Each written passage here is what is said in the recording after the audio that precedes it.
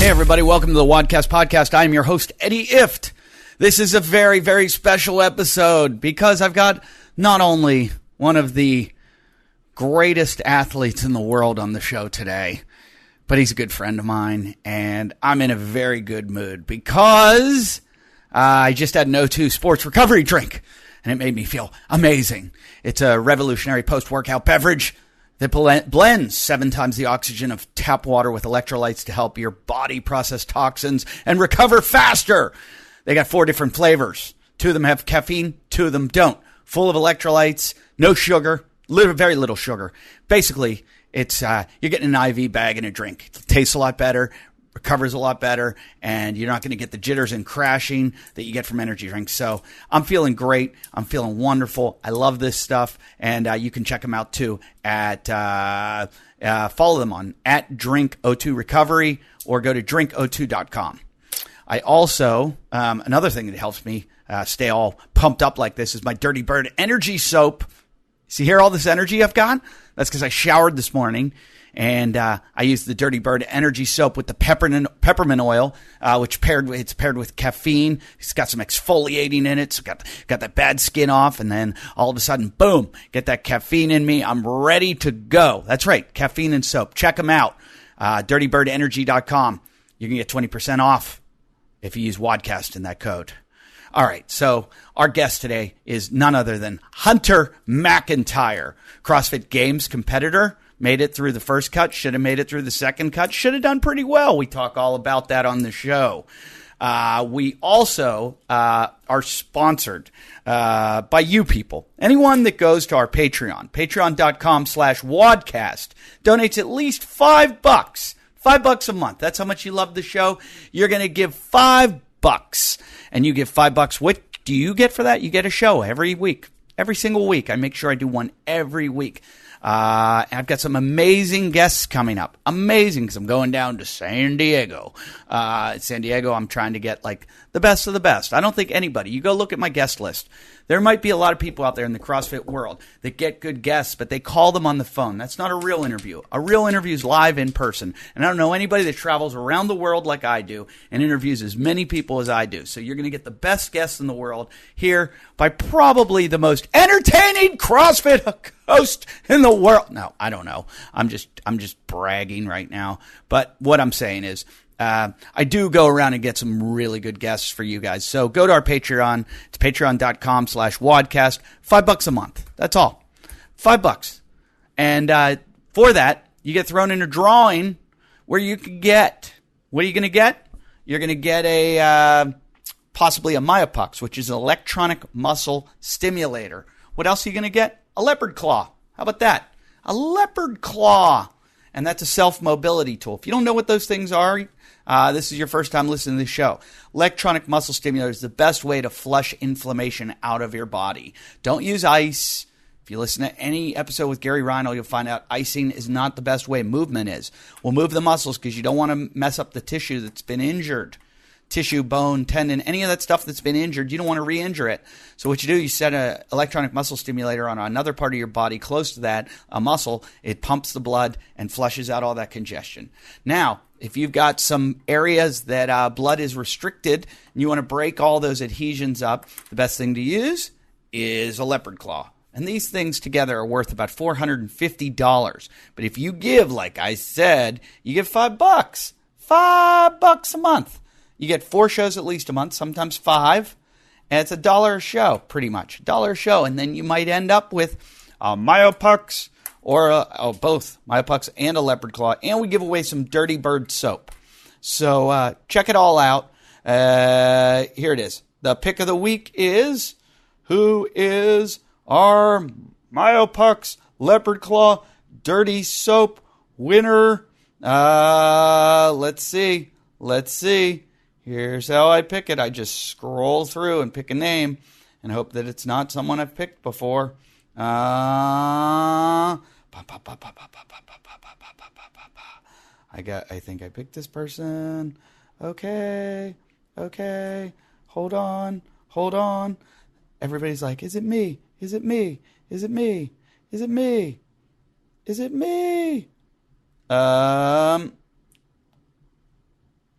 Gabriel. All your name is Gabriel, but and I don't want to read off your email, but I'm going to guess your name, Gabriel. I'm going to say your name is Gabriel Fleck. If that sounds right. Gabriel Fleck, send us an email, wadcastpodcast@yahoo.com, and we'll get that all out to you, okay? So thanks for donating. Thanks for supporting. The other way you could support the show is just going to iTunes, rate, review, comment, subscribe. That's all you got to do. Do a nice little review. I love the reviews. I read them all the time. I read a lot of good reviews. Somebody doesn't like my commercials. Well, then they're not given to the Patreon. Look, if I made $1 million from Patreon, I wouldn't have one fucking commercial on this show. But I don't. So I got to do these things to make money to keep the show going. So I do commercials and I do Patreon. And sorry, but that's the way it goes. So if you don't like the commercials, I don't know if you realize there's a little button you can hit that, you fast forward. But I appreciate it if you listen to them because I support all our products. I think we have great products, and I stand by them. And so, you might want to listen, learn something, get some of these things. And I also plug my dates on here. That's what I do. And people are coming out. It's awesome when wadcasters come out. I love when you come up to me after the show and you say, hey, man, big fan of the wadcast. Thanks, came out to see you. And in Dallas, a whole bunch of guys came out to see me. That was great. Nice meeting you on Thursday night. I still have shows tonight, tomorrow. Next week, I'm in San Diego. All those shows are going to sell out. They always do.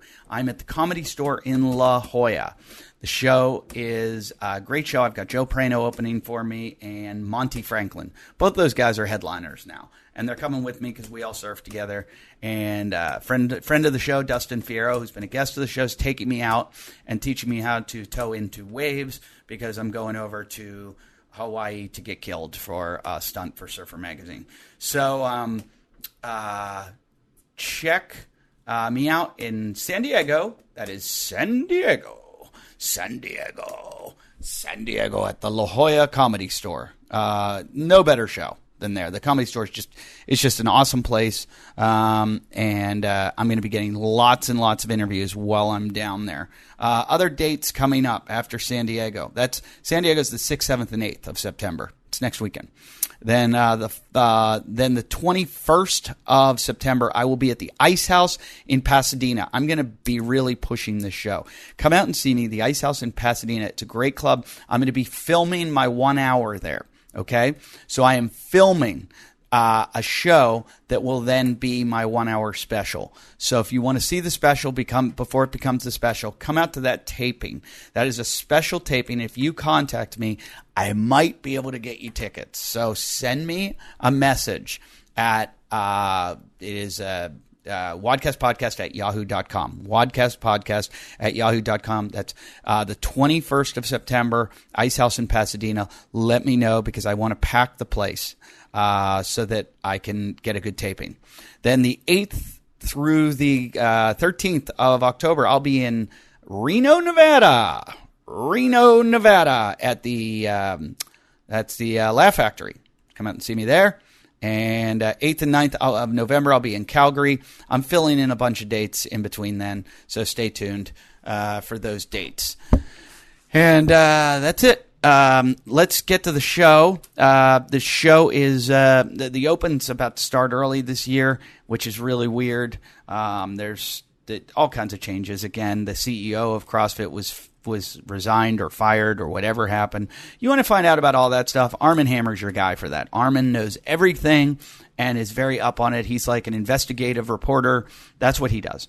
Over here on this side, what I do, I just try to interview people, get some information, make you laugh a little bit, and make that hour or two go by a little quicker, and hopefully you come out of it with something. So I hope you enjoy this show with Hunter McIntyre.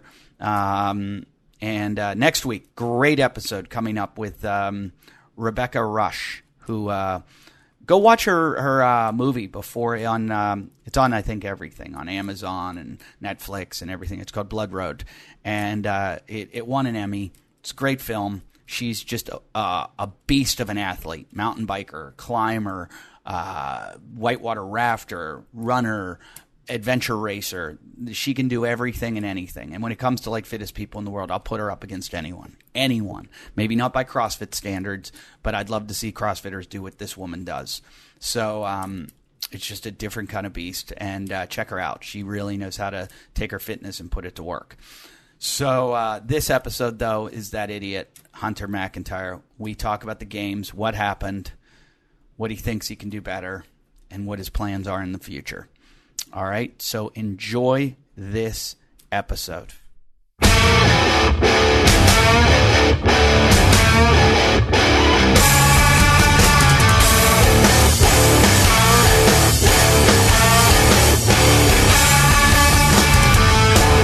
Ladies and gentlemen, welcome to the Wadcast podcast. I'm your host, Eddie Eft. Why do you have a creepy radio voice? I do the creepy radio voice to start it. I don't know why. It's like you're trying to be Arm & Hammer or something. Everybody wants to be Arm & Hammer. Yeah, I'm your host, Eddie Eft, and that is my guest for the night, Ryan Fisher. Oh, wait, no, I couldn't get him. That is my guest, Zach Forrest. Wait, I couldn't get him either. That is my guest, Rich Froning. Ha, ha, ha. It was nice of Rich to travel all the way up here to Malibu to do the show. Nope. I'm talking to the Sausage King of Malibu, Hunter McIntyre. He is right now in front of me. He's got 2 pounds of sausage that he's shoveling down. He's sitting on he's on his knees, eating them without his shirt on. And he's eating, that's like 2 pounds of sausage, at least. That's so gross, that sound. I'm whittling it down.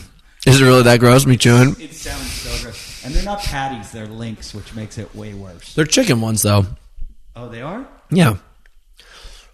I met up with this guy. I don't even know if I can hear me, so I don't know. Hello, test. There I am. Okay, there. Sorry for the unprofessional opening. We're sitting here in Hunter's mountain lair. He's drinking wine.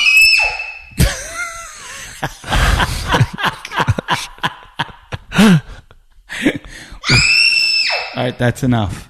That's enough. I told you this was going to be like the whole night. So we're sitting in Hunter's mountain lair, and he's drinking Fit Aid, red wine, and eating sausages. I can't eat anything because I've had diarrhea for 2 weeks. Yo, check out that Pope John Paul candle right there. PJP2, big shout out. My buddy used to, he called his one poop John Paul II, because it came out of the toilet and had a pointy end. That's what he called his poop? Well, he was on this thing called ratemypoo.com. I love that website. Yeah, and he used to win on it. He won twice with Poop John Paul II and with, it was Mexican for lunch, Chinese for dinner. Is there anything you can win by winning it? Yeah, I think he won like a $50 gift certificate to Taco Bell or something. That's fucked up. So people send in pictures of their poop. And anyway, we're here at Hunter's place. I got stuck with my 4-year-old daughter because my wife needed a break from our, from having 2 kids. So I brought her up here. On the drive up his road, she proceeds to tell me. And the reason she's not responding at all right now is because she's got headphones on and she's watching cartoons on Netflix, which I don't usually do for her. So she likes this. On the way up the hill, she goes, "Dad, when we get there, I'm going to ruin the show." She goes, "I hid a whistle in my pants." And she goes, "I'm going to ruin the show." I go, "Well, you've kind of just ruined it now that you told me." And she goes, "Yeah, but I'm going to do it to Hunter." She goes, I hid this whistle in my pants, and when you're doing the show, I'm just going to blow it. I'm not going to lie, that's pretty clever. It is pretty clever. I keep an air horn on me at most times. You know, I got arrested for that. Why? Stone Harbor, New Jersey. We were really drunk one time, and we were. It's right when I first started doing stand-up comedy, and one of my friends, Mike O'Malley, who's a teacher, he was off for the summer, so he came down to the beach with me for a week. I had gigs in Wildwood, New Jersey, and he goes, "I'll stay with you for the week." So at like 2 a.m, we'd call our friends that have jobs and just blow an air horn into the phone. Yeah, and be like, "What are you doing? We're drinking." And the cops showed up, and they were like, "You can't be. People are calling the cops from all over the place. You can't be doing this." But you can't get arrested for that. Hold on. So they told us it was a public disturbance, and that those horns could only be used for recreational boating usage only. Cops leave my house. You hit it again? Mike blows up a raft. and we go out into the bay behind our house. It's pretty brilliant. Loophole in the system. And we start blowing it, and the cops show up, and they're like, get out of the water. And we're just like, get out of the water right now. So they wrote me up for noise violation. It's my daughter trying to ruin the show. Noise violation. Speaking of noise violations. So they write us up, and I tore the ticket up in front of the policeman.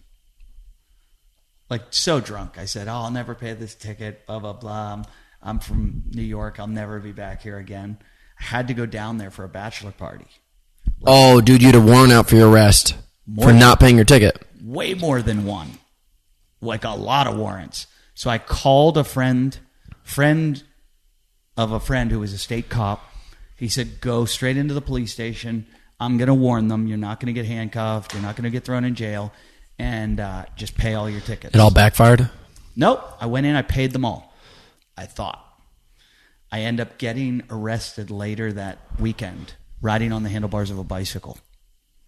Cops pull us over, riding through traffic, like drunk, late at night. And when they took us to jail, they gave us new tickets, and then they were going to release me. And they go, Mr. If, do you have a warrant for your arrest? And I was like, for what? They're like, something about an air horn. They go, you had an air horn? Okay, that's one. You want to get a timeout? I'm just going to keep on drinking this wine. Did you just give yourself a timeout? If you do that again, you get a timeout, okay? You scream again, you get a timeout. Dude, she's the boss of you. Wait, I'm in timeout? It's embarrassing. When I have a child, oh, man. It's going to be mental warfare. The same stuff that I use on all my friends and family and competitors, it's going to be the same thing. Well, speaking of mental warfare, everybody wants to hear about the games and how, Hunter, what's your passcode? You should put it out there. Tell everybody what your passcode is. I mean, I really don't have that secretive about it. There's nothing really I got to hide on my phone. My passcode, one time I was sitting next to a comedian, and you got to keep on moving or it's going to keep on closing. I'm on my phone. I'm on my phone, and I type it in. I'm sitting next to him. He watches, and then I look on Twitter, and he just tweeted out, hey, everybody, if you ever get a hold of Eddie's phone, his passcode is 7321. Dude, I was living with this guy in 2014 who was really good with computers, and he somehow, you know how there's USB ports in your car? Yeah. He somehow plugged something into my car, into the USB port, and uploaded a picture of a gigantic black dick, so every single time I turned on my Jeep... By the way, my daughter has headphones on and did not hear that, everybody, so don't think I'm a horrible Listen, I father. told you not to bring over your kid. How am I supposed to live my life if there's a 4-year-old around me all the time? Yeah, but I'm just saying, I don't want the people to think you're talking about that in front of her. But it was nuts, and I could not figure out how to get it off. I'm telling you right now, if you have any spare time, learn how to code, and you will take over the world in some way, or be able to upload dicks on your friend's car screen. The car screen is great. That would be but hilarious. Dude, I was infuriated, and he left it for a week. I know so many little tricks. I met, what's his name? Who's the co-founder? Wozniak. I met Wozniak at one of my shows. I don't know what that is. He co-founded Apple with Steve Jobs, Steve Wozniak. And he was at my show in Tahoe, and I was talking to a guy after the show, and the booker of the show, the manager, kept pulling me aside, and I'm like, oh, I'm talking to these guys.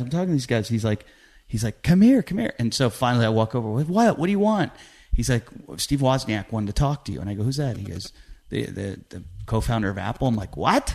He's like, yeah, he comes to the show every once in a while. He goes, he liked your show, and he left. So I chased him out of the place, and I was like, hey, Steve. And we talked for a few seconds, and he told me, he's like, hey, you're funny. He goes, you want to play a good prank on your friend? He goes, grab your phone and push it. Grab their phone when they leave it on the table and press in Siri and say, hey, Siri, change language to Japanese. And I don't know if it still works. I did it to Jason, who was on my show twice. Yeah. And he lost his mind. Like for 4 days. He was trying to meet Japanese people that would help him get it changed over. But the other thing you can do, I think Siri can do this while it's locked. She takes someone's phone, you go, hey Siri, set alarm for 3 a.m. You can do that still? Yeah, talking to the microphone. Oh my gosh. Yes. So you just okay. So yours locked up. Let's see if it happened. Hey Siri, set alarm for 3 a.m. Alarm for 3 a.m. Fuck. What's wrong? Sure. Oh, Siri just set an alarm on my phone.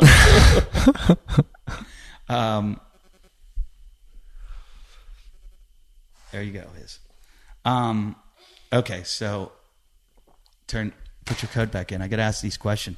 All our greatest listeners, all that supported you. What was the name of the... First of all, can I just Gordon Wagner. I met Gordon Wagner. That's what you said. Can I just tell you that you did not give enough shout-outs to the Wadcast or the Wadcast fans or me? I think I deserved a little more credit for being behind you, probably more than anyone.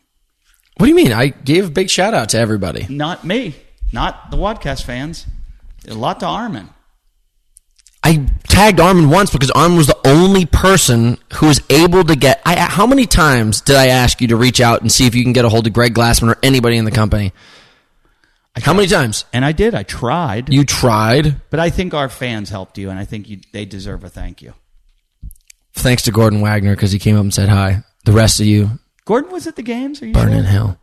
I don't think Gordon was. Gordon was at the games. Yeah. The bigger guy? Okay. Yeah, he's a bigger dude. He was there. He was super nice. He wants to know, did you get the response you expected from the crowd walking around at the CrossFit Games? I would say everybody was really nice. Like, the amount of douchebags I was expecting was, like, slimmer than I could ever imagine. Nobody was able to say it. Nobody said anything, and no one, like, kind of gave me glaring eyes or anything like that. Not one person to your face? Not one person. One douchebag, and he wrote me a message trying to apologize to me. Some douchebag who was on a brute strength team wrote all these really negative things about me, saying that he, like, a week before the games, he tried to do his own little mini campaign for the wild card, saying he could do way better than me, and I was like a shit stain of a human being.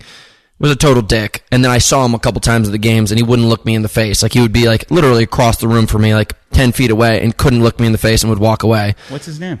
I can't remember. I'll find him, though. He was on a brute strength team at the Granite Games. And here's the thing. Like, listen, if you have anything to say in real life, like, this is why I wish, like, duels and, like, knife fighting was still allowed. Like, that's how you settled things back in the day. Like, if you had disrespected me, I would shoot you or stab you. Yeah.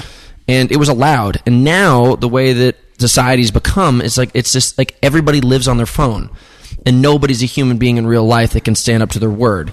And, like, listen, I went out and tried to do the games. I tried my very best to do, like, what I set out to do. I failed, and am I going to, like, hide from it? No, I've been very apparent, like, very, open with my results and very present on social media. Like, I'm going back at it again. But when I got to the CrossFit Games, like, I expected there might be a little bit of backlash, but nobody said anything, and there was a lot of people cheering in the crowd, and there was fuck it, dude, I don't even know how to get my phone. Well, I say a lot of times when people criticize me online, I go, I don't accept online criticism. If you want to do it, you have to do it in person. I just always would write back. I'm like, hey, listen, so excited about your fitness blog. Like, thanks for following me. I'll follow you back. Like, please like my pictures and comment. Like, super excited to connect. That gets them so mad. So annoying. And the funny thing is the most people who are really rude to me online, they were like, had created accounts to go after you. To go after me. It's unbelievable. And I don't know who the hell it was. And, like, some of the top-level CrossFit athletes who were negative at the time, when I met them face-to-face, I think, maybe they just got a little bit flared up at the time, but everyone was super nice to me back in the warm-up zones and, like, while we were competing. Everyone was super fun. They're two-faced stuff. You know what was the best of all of the entire games? Was the fucking national champions. The national champions that went there and were not really games athletes, but were just getting after it. The ones who just completely sucked, and the ones who were, like, pretty gosh darn fit and were probably regional level, and they were just excited to be there and knew they were really fucked on the inside. Like, those people were awesome. I cannot begin to tell you how much fun I had in the warm-up pits with just these random countries. Like, the guy from Spain, amazing. I can't believe the dude from Greece got knocked out so early. Dude, that's the crazy thing, though. I talked to so many of these top-level games athletes, and they were like, dude, like, you have to understand so many of these people who are open athletes and, like, they're, like, you know, supposed scores. Like, those are just, like... Fake scores. Yeah, basically fake scores is what they were trying to tell me. That guy looks like a beast. Dude, yeah, right. Everybody there is beasts. Everybody has six-packs, shoulders, abs, chest, fucking quads, ass. Like, it's crazy. Yeah. Everybody looks like they're built to be an action figure. When I met him, I thought he was going to be like a superhero of a human being, but, dude, everybody looks like that back there. Yeah. It's crazy. I thought the first event was a good event to test fitness. It was certainly a really good event. I mean, here's the thing. I think day one, if I had to be totally honest, was completely geared towards, like, you pick those events knowing that the best CrossFitters are going to move forward. CrossFitters, not best athletes. Because all of a sudden, like, you know, day two comes around and there's just, like, super random events. Mary was certainly a CrossFitter style workout, but the first two events, the ruck one and the sprint with the muscle ups, like, those are freaking super athletic, explosive, get the fuck after it kind of things. Like, one's pure grit. The other one's just like, how much capacity and sprint do you have? Well, John Bender asked, do you feel like the snatches were programmed in that first WOD as a personal good luck fucker from Castro to Hunter? No, I think it was like overall a good luck fuckers to everybody who showed up and wasn't really a games athlete. Because, listen, legless rope climbs suck. Those were super high legless rope climbs. And 185-pound snatches. Like, I think 185-pound snatches on turf, like, look at this carpet right now. If you stand up on it and try to, like, really lift some weights, it, like, makes your feet move around. Mm-hmm. That turf was brand new. Like, I really analyzed my results when I was there. The snatches were hard because, one, I was a little bit overwhelmed and excited. But how many no reps did you get? I think 6 to 8. Wow. That's a lot. I know, but... That's a lot of extra reps. Dude, the first round... Hey, remember... Daddy said time out. I'll put your puppy in the grinder. I mean... Hunter. You're the nicest. Okay, so you don't think he did that? You think he just wanted to find out who the all-around... I think he... No, I don't think he did that. If I had to assume Dave Castro did anything, I made the first cut. We were not supposed to have a second cut until day 2. I think, if I had to be honest... You think they added a second cut after that? Well, dude, they were like... Dude, how hard is it to add... They could have done a cut after the rucksack so easily. How hard is it to add a fucking couple backpacks? 25 extra backpacks. They're backpacks that they get for free. Well, it's hard to bring out $1,000 rowers and 2 kettlebells for everybody. I know this. When the event came up, that was... And because I've had to argue with everybody for you, because I'm your friend and I care about you and you don't care much about me. You just use me because I have a pool that your daughter can swim in. Send my daughter clown paintings. What I did, Mike Tremello, who's your coach, who's a smart guy, knows CrossFit and knew, I texted him right away. It's funny, I was like, because I had left already. I went to Nebraska to do shows. I'm sitting in my hotel room. I see them announce it and I go, this is a trick workout. And so I messaged Zach Forrest right away to find out because Zach's pretty good at analyzing workouts. So I messaged Zach, and then I was pretty sure about it. And I said, this is a trick that they want you, like an inexperienced CrossFitter, someone who hasn't been in the games, would go all out on that thinking, I can blow through this. These are such light kettlebells. I'm going to blow through this and then get to the stimulus. What it's going to do, it's going to create like the fatigue in your shoulders that when you're doing the handstand walk, all of a sudden you're going to be like, whoa, I should have paced those. So I said, hey, tell Hunter to, and Mike's like, I already told him, break it up. And the camera work was terrible for the CrossFit Games. Like, you didn't know where anybody was or what they were doing. And all I heard, so I want you to tell us, all I heard was that you flew through the row. Dude, I rowed a 139. I can row sub 135 for a 2K. I had to row 800 meters. So you did pace it? I paced the whole thing. Where were you when you came off the rower? Probably first through third. Okay, see, that's still a little fast. But that's not fast for me, dude. Here's the thing I'm going to tell you right now. So at the Granite Games, we did a handstand walk on turf 60 feet straight, which is almost half of what we were supposed to do. We were basically doing like 50-foot chunks with rest and then go again. And Literally, I did the kettlebells, didn't feel that bad. The thing that I think that really messed me up, because the Granite Games that I did it on was on old, used-up turf for the college. It was already super beaten down turf. And I handstand walk on pavement, wood, rubber mats super easily. But this brand new turf that they had built for the games, like it pretty much was brand new turf. Like that shit right there, dude, it had a huge depression in it. It's not like you, though. What's that? It's not like you for something like that to get in your way. Well, listen, I'm not going to make an excuse. Like I tried to make the last like that second chunk like 5 times. I think it was 4. Listen, whatever it was, I still kept on going. It wasn't the fact that I didn't have the capacity. It was the fact that's what I mean. But I'm saying the fatigue that your body was under, you would make it to the end and then give out because I feel like you burned out on the presses. You were in first place after the presses? First through third. Yeah. See, I just felt like if you had just taken your time through those, you would have easily gotten through those handstand walks. No, I would have gotten through the handstand walks, but the conversation that Mike and I had back in the warm up area was like, win your heat, because like it's I'm not gonna lie, it's pretty drastic cuts, dude. Like you gotta take risks. Yeah. You got to take risks. Like so many top level athletes got knocked out. I think that if people took it was workouts you either had to be super consistent in or literally be like, hey, look, I can do this better than most. You got to take a risk. I thought to myself, I'm a beast of a rower. Shoulder overhead is actually my strongest movement in CrossFit. If you give me a 135 pound, 185 pound barbell, I can just keep on cycling it overhead. In comparison, like I can't squat like that. Deadlifting, like I can do really high level, high 1 rep max, but as soon as I keep on doing tons of them, the range of motion just kills me. And same with power cleans and snatches.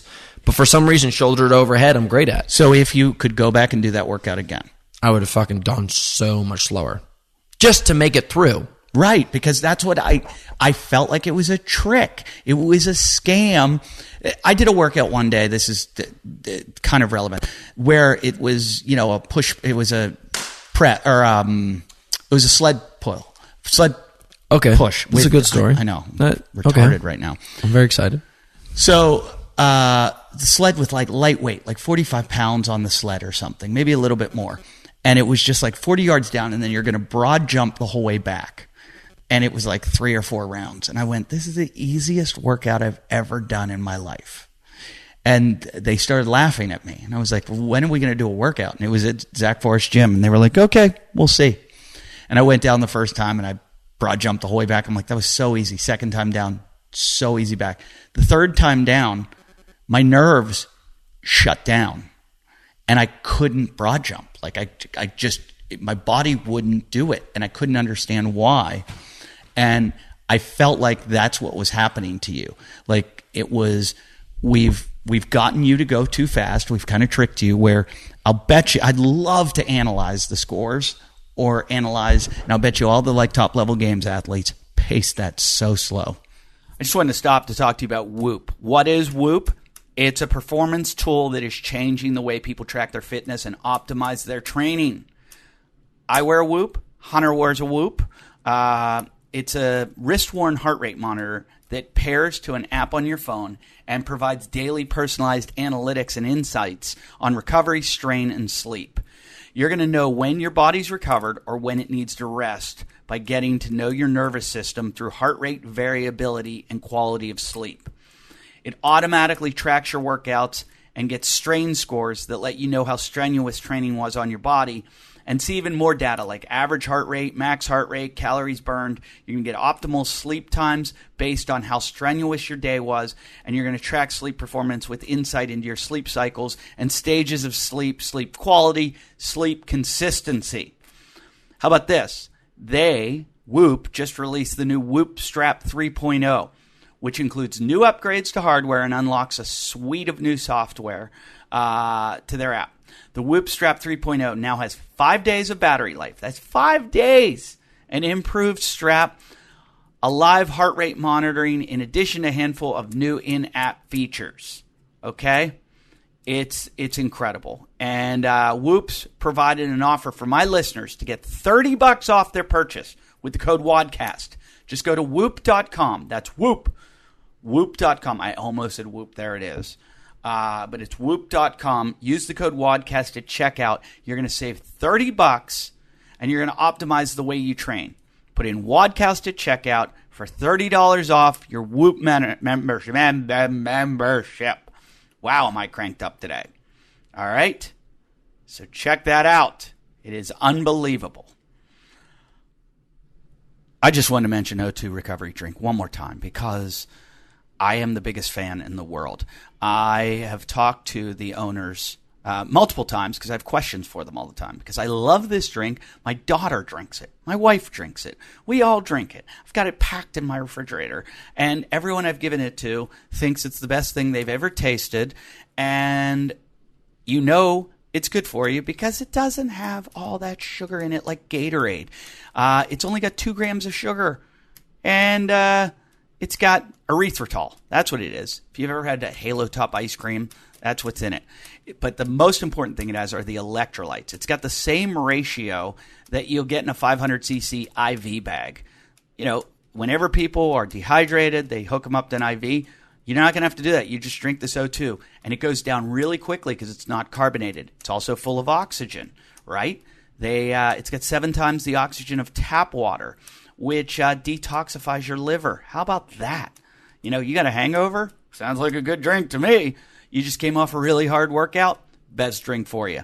Try it out. Check it out. O2 beverages. They taste delicious. 2 of them have caffeine. 2 of them don't. They are created by a doctor, a medical doctor, and a CrossFit trainer.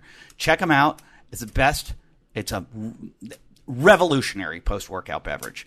Check them out at drinko2.com or follow them at O2. Follow at Instagram. This is what I want you to do. Go to their Instagram at drinko2recovery. At drinko2recovery.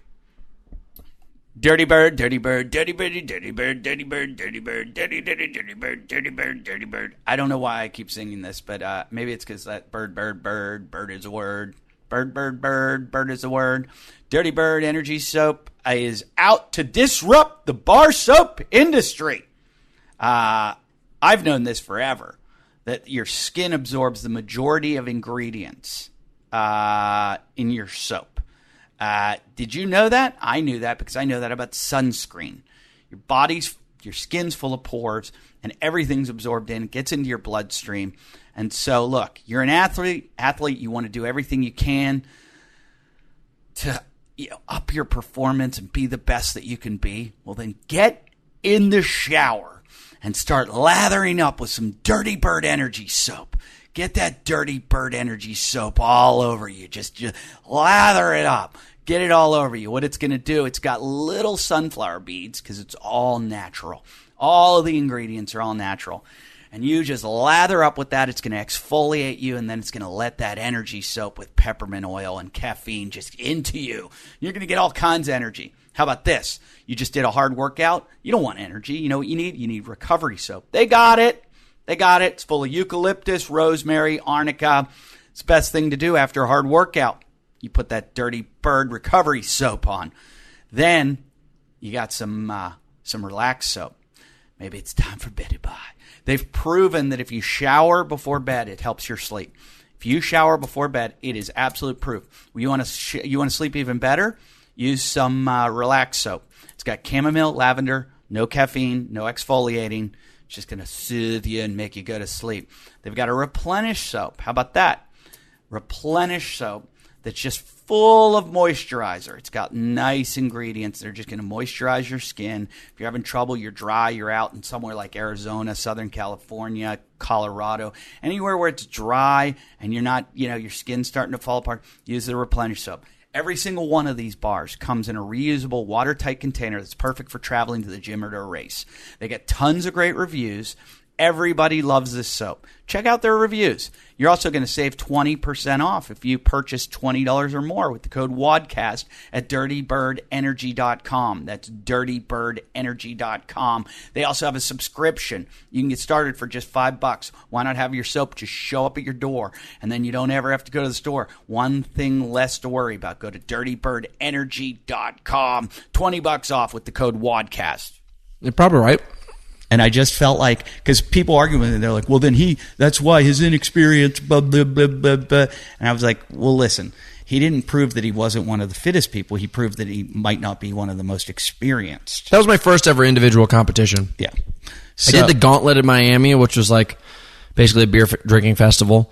Hopefully it'll be more competitive next year. But, yeah, like, I can't make any promises that I would have done extraordinarily well at the games, but I wish I had done some things that, like, listen, this is a totally different games format. It's almost like... It was different. Like, somebody made the point, they go, if the ruck was first and Froning was in it, he would have been out. Yeah. Like, that's not his kind of event. Or, like, take something like the swim. If the paddle swim, Fraser would have been out. He wouldn't have gotten to go to round 2. I've thought about this.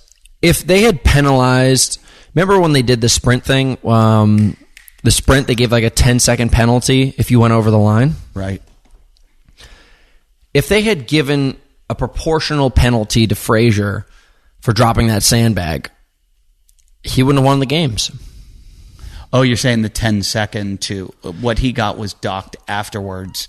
Yeah, so listen, I think it took them like 25 seconds to 24 seconds to do that sprint, and then they gave a 10-second penalty to people who went over the line, which means you're out. Yeah, it's over 30%. Should have been like 3 seconds or 2 seconds. Exactly, but over 30%. A dude who's very experienced and kind of clearly on the videotape witnessed his own bag falling out.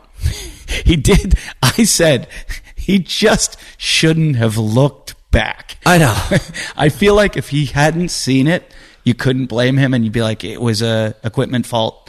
You can't blame him.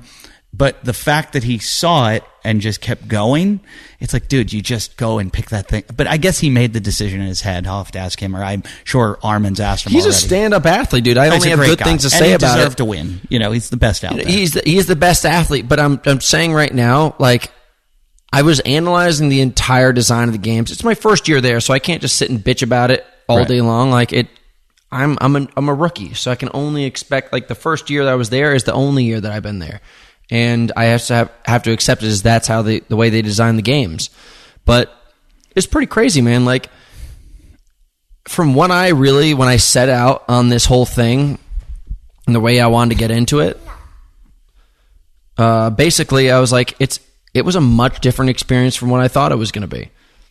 The cuts, I mean, it was grandiose. The athletes were amazing. The whole setup was absolutely spectacular in the way that I'm so amazed by the way that CrossFit's able to design such an incredibly dynamic event with so many moving parts. Like, the thing that blew my mind the most was there's a warm-up area, then there's a talking area, then there's like a freaking auditorium area, then we walk for like a couple hundred yards, then we go into another warm-up area, and then all of a sudden you move. It was like the movie Indiana Jones when they hid like that chest of destiny.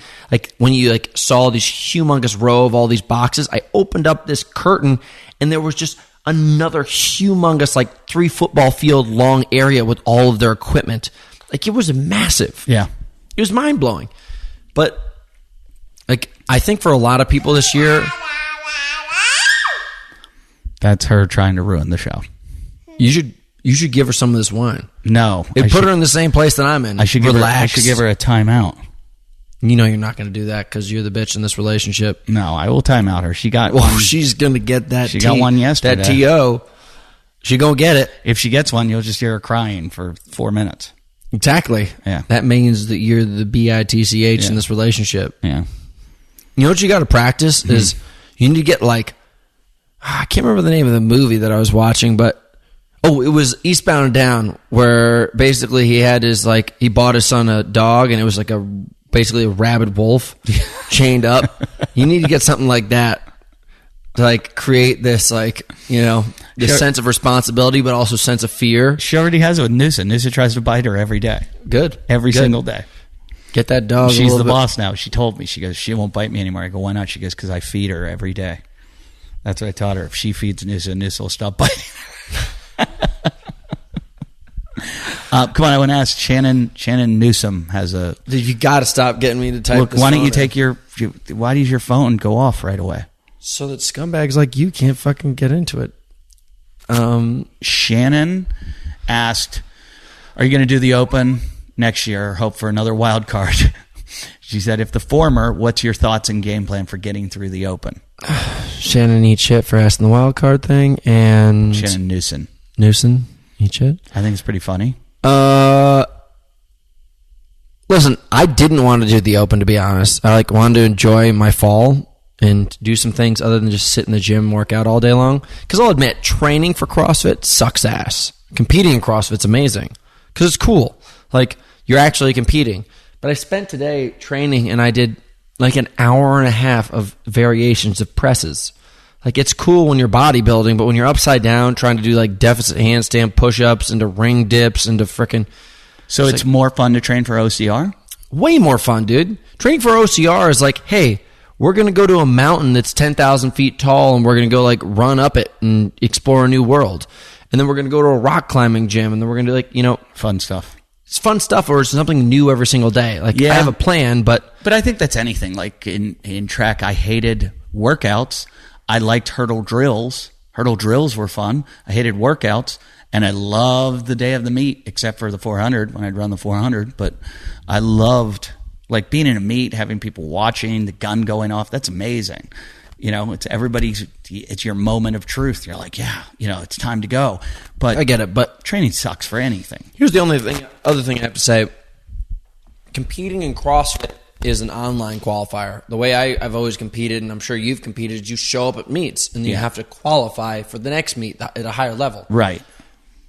They took that out of the game when they basically took away regionals and things like that. And now there's sanctionals, and hold up higher on the microphone. Hold up higher on the microphone. It's this? Static. Yeah. Yeah. It's also incredibly challenging now. Where look, the people who are top 20 at the games this year supposedly have already immediately. What's that? Yeah. Shut up. You deserve it. Have already qualified. Tell me the code. No. Oh my God! The top 20 people at the games have already qualified for Dubai. It's just random through what they did in the games. Yeah. Well, Dubai has lots of money, and they want the best people there. I totally get it, but you have to understand, the way that I think about this is imagine if you did well at the games, now all of a sudden you've immediately qualified Dubai, which has fat cash for it. Some people are going to work really hard for that, and then other people are just going to coast. The people who qualified top 20 through the Open, a bunch of those people didn't even make it past through the fucking second cut. How crazy is that? Oh, I'm sure that's true. Because they qualified and they didn't have to compete. If you looked at the top 10 people who made it to the CrossFit Games, made it to the end, they qualified and then they competed a bunch of times. They did a bunch of different sanctionals. But they were very active. But one of the things about that I like is... I don't like. I would like to see these people that are traveling around the world going event to event to event. What they are... Izzy, I'm going to boil your dog. You're never going to see it again. She can't hear him. And I'm going to cook it in the microwave, and then I'm going to put it in the blender. So we fully know it's dead. She can't hear. I love that you have a picture of yourself on your phone. Listen, I put that there because I quit an open workout. I've never quit in a workout before. I'll be honest. And that's the workout you quit? Yeah. Which workout was it? It was the first one. I used to... the row and the wall balls. Why'd you quit? You were going too fast? No, I tried. I was I should... The old me, I was I should be in shape enough to be top 10 in the world for this thing, if not set a record in it. And then I trained CrossFit for a year, and I got in really bad shape. And I fucking did terrible. Well, I didn't even do top 150 of the 60 plus women. So, but that's another interesting thing I'll say about my whole training in CrossFit. To get ready to be fit for CrossFit, I had to get very unfit in the sense of being a fit person, cardiovascularly fit. But what I talked to Chris Hinshaw about you, which he said you would, if you could make it through some of these cuts, that you would do very well. He made the point of CrossFit is an endurance event because it's not one event, it's not two, it's all these events over a long period of time. But no longer with these cuts. If you see about it, true, good point. The second, third, and fourth person at the CrossFit Games this year were not there near the end because of their new system. Cut them out. Right. Fikowski got cut the second day, and Vellner got cut the third day. Fellner got cut the third day. Yeah, dude. He wasn't in the top 10. Oh, yeah, he did. I remember. Which is crazy. These are people who are very dynamically fit. They may not be 100% prepared for every workout that you give them, but across the board, it's just like kind of like this. I know Ben Smith was hurt, but I just assumed he would shine. I thought here's a guy who is so fit over so many years that can handle anything that they've thrown at him, that it's going to be this like law of averages type thing. Noah Olsen surprised me. I didn't think Noah would do as well as he did. Noah's a beast, dude. The same conversation I had with you before. Hold up. It's like static like crazy. The same thing I said to you before about the people who competed the most. Saxon Panchak, Will Morad, Bjorn Goodmanson, Noah Olsen. I can't remember all the rest of the 10 because I've been drinking wine, but they competed very, very actively all year round. Open, sanctionals, just fucking got the fuck after it. So by the time they got to the games, they were just so prepared to like fight to the death. They've been doing it all year round. Yeah, well, and the people who had gone through the Open, and whether they were national champions or top 20 people, or someone like myself who got a wild card, I did the Open, I did the Granite Games, and then I went to the games. Right. Like I used to compete 20 to 30 times a year when I was doing OCR. So these guys that did well, and that go to lots of these events, what I would like to see, I don't know if Morning Chalk Up's ever done a breakdown of it, but I would like to see, like you see in golf, in surfing, what are their career winnings? What are their season winnings? Or the money they make? Yeah, because these guys that are just getting like third or fourth place or maybe one win, how much money are they making? They make dick. Yeah. Let's say they win one and they get... It cost me $7,000 to go to the games for the week. Really? $7,000. Hotels, food, flights, my coach going there, just a bunch of other random shit. $7K. Yeah. I'm sure other people were a little bit better and tight with it, but I spent a fuck ton of money. Yeah, that's a lot to go get knocked out day one. Well, I can't imagine what it's like to fly in from Vietnam and take off of work, shit like that. In my opinion, that was all an Olympic move. That was just to get CrossFit recognized. Yeah, I saw some article of one of these stupid fucking CrossFit blog type things talking about how they're making a 2028 bid. 2028? 2028. That's far away. Exactly. And do I think we'll ever go there? I do. Really? I think it'll be an Olympic sport. Absolutely, because the Olympics goes by popularity. Snowboarding got in because it was popular. Skateboarding, I believe, is in this year. Surfing's in. What else did I hear? There's some weird event this year. I don't think it's going to be that popular then. Here's my thought. The CrossFit Games is on its way out. To be totally honest, they're fucking up. They gave the power to the sanctionals. They created this cut system. They are getting rid of their title sponsor. Like, if you think about it, dude, they're just like a tornado that's losing momentum. Like, at first, they were sucking everything up. Everybody wanted to be part of the party. They're fucking up. It still looked pretty good this year. It doesn't matter. It's going to always look pretty good. But I talked to people who were literally vendors there, and they were like, last year, on fire. This year, like 50% of the people that were there from last year. Really? Yeah. And they're like, it was not good. I don't know if I'm going to come pay for it next year. Did it look good? Did the crowd size look good when you were in like the arenas? But I have zero experience in comparison. Oh, yeah. So I don't fucking know. But here's what I'm saying. Hold up on the microphone. Don't hold anywhere near a connection. All right, buddy. Here you go. Just keep your thumb on it and stop asking me. It's the last time. Okay. So basically, what I'm trying to say is, like, think about it. They gave the power. Switch with me.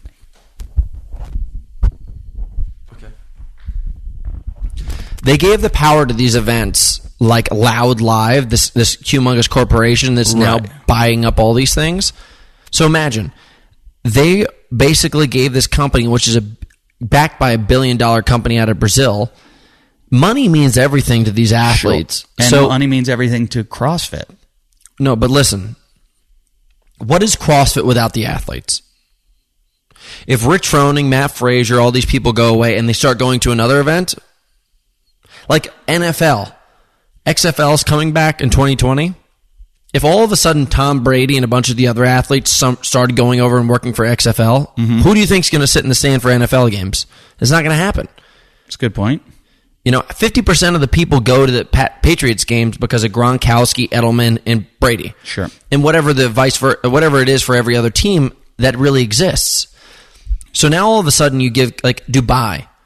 Dubai has enough money to really independently bury CrossFit by putting a cash purse that's going to make it the pinnacle of it. We've talked about this. Is what's going to happen. This functional fitness federation is going to start to exist. CrossFit doesn't really care what happens with the games. They'll keep it going. It's not a moneymaker for them. It's hurt them PR. It's helped them get publicity, but it's hurt them long term because they're trying to be, the way they make their money is through fitness and health. That's where all the money is, and you got to have people join. You got to have affiliates, you got to have certifications, and you have to have. That's where they're going to make all their money. So the games loses the money. So they're going, why are we doing this thing? If it's a PR, it would not have become as big as it was if it wasn't for the CrossFit Games. I truly believe that. You and I might believe that, but it also look at Orange Theory. But it was, here's the thing. Hear me out. Orange Theory versus CrossFit. How many people, if you sat next to on a plane with, and be like, have you ever heard of CrossFit? They're like, yeah. If you heard of Orange Theory, they're like, is that a fruit? Which one makes more money? Fucking CrossFit. Nope. Dude, you're retarded. Nope. Okay, go back and listen to my episode. Dude, I guarantee you, I will empty my bank account to prove you wrong. Okay, so here's what I mean. Which makes more money? A CrossFit gym or an Orange Theory gym? That's not the point that I'm trying to get at. There's literally a corporation versus an independent. Okay, so listen. So which one makes more money? The corporation. An Orange Theory, an individual Orange Theory, and an individual CrossFit. But dude, just answer my question. That wasn't the point that I'm trying to make. Answer my question. I don't give a flying fuck about your question. I'll tell you why. Answer my question. It doesn't matter. Answer my question. Orange Theory. Right. So if you're... Because of the price structure, Hold dude. on. So let me ask you a question. If you're an entrepreneur and you're in health and you want to open an Orange Theory or a CrossFit, one's going to make you money, one's not. Which one are you going to open? You don't have the money to open up Orange Theory. Okay, but my point is... You don't have the money to open up Orange Theory. Why don't you?